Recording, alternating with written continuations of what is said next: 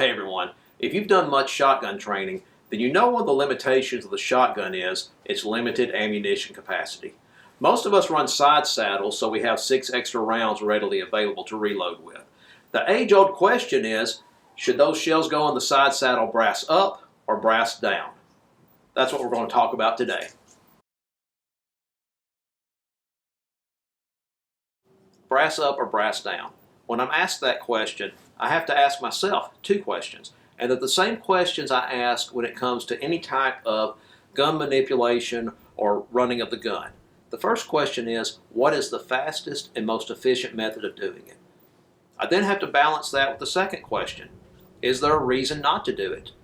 Reasons not to do it could be because of safety concerns, or it may not be tactically sound. When we look at the shotgun, as far as how we need to orient the shells, there is no denying that brass down is the fastest and most efficient method of loading it. Once extracted, the shotgun shell is right there at the loading port and can be easily loaded into the magazine tube. If I'm running brass up, I have to pull it up, bring it all the way around in order to insert it. There's not a huge time difference, but there is a difference. Brass down is the fastest and most efficient method of doing it. So if that's the case, why wouldn't I do it? Advocates of brass up say that gravity's at work and that these shotgun shells may end up falling out. I may grab my shotgun, run somewhere with it, only to find out once I get there that all the shotgun shells have fallen out. Why would that occur? Well, maybe I do a lot of training and I've been putting shotgun shells in and out of this a whole lot and I've worn it out. Maybe a police officer has had this stored in their vehicle and over years, and being subject to environmental extremes, high temperatures and low temperatures, the plastic has gotten brittle and it no longer holds the shotgun shells like it should. Maybe just under the recoil of the gun shooting it, these work free and fall out. Those all sound like viable reasons why the shotgun shells could become free and fall out of the side saddle. But are they realistic? Maybe, maybe not. I have to look at that from my perspective. And my perspective is based upon my experience. I've been running a shotgun with a side saddle on it for 28 years. 21 of those years in law enforcement. 16 of those years in some type of training capacity. Past several years, I've seen upwards of 1,400 plus police officers qualify each year with their shotgun. Many of them running brass down. Additionally, I get to train upwards of 150 new police officers each year, putting them through 3 days of high round count shotgun training. And I give them the option of brass up or brass down. Throughout all of that, the entire 28 years, not once have I seen a brass down oriented shotgun shell fall out of a side saddle. Not once. The closest I've seen to a shotgun shell hitting the ground because it was in a side saddle was when the screws on the side saddle loosened up and the whole side saddle almost fell off or was dangling from the shotgun. The only time I've seen them start to back out is when someone will pull them out part of the way because they want to be able to reload faster on a particular drill. In essence, they're cheating at it. But as long as they're properly positioned inside the side saddle, never seen one fall out. Additionally, I've seen them work out a little bit when someone comes up on the line, shoots the shotgun empty, and then reloads from their pocket before reloading from the side saddle. And so they may do that for 20, 30, 40 rounds, at which time these have begun to back out a little bit, but still never seen one fall and hit the ground. Can it happen? Sure, it can happen. The side saddle is man-made. Anything man-made can break. The whole shotgun can break for that matter.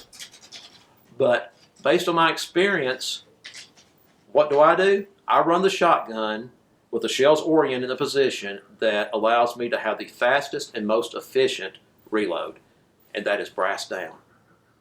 We're going to go to the range in just a minute, and I'll put my old shotgun through its paces. Side saddle on it's over 16 years old. It's been through countless training classes. It's been used by countless students, and I've used it as a demo gun for demoing loading and unloading. And let's see if the side saddle will still retain the shells. I'll see you on the range. Finally made it to the range. I misspoke earlier when I said this setup was 16 years old. It's actually closer to 18 years. I can tell that the shells aren't quite as tight in there as they used to be. Let's see how they do after 15 rounds of 1 ounce slugs.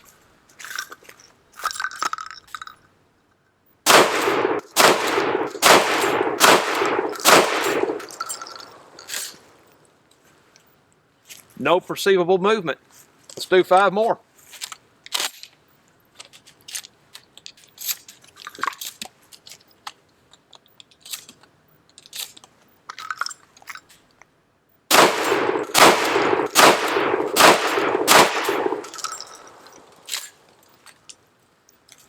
Still, no perceivable movement.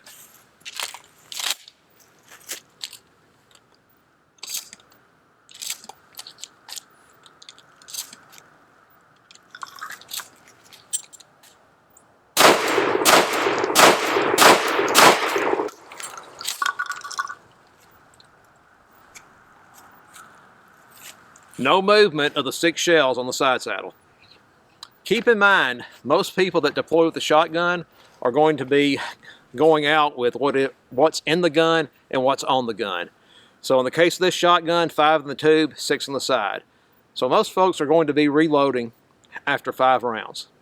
I just fired 20 and there was no perceivable movement of the shells on the side saddle. Like I said, I've never seen one shoot out of the side saddle, or you shoot the gun enough that it actually falls out. People claim that it can happen, and hey, I've read about it on the internet. I've never seen it though. Here's the deal. If you're concerned about your shotgun shells falling out of your side saddle, run them brass up.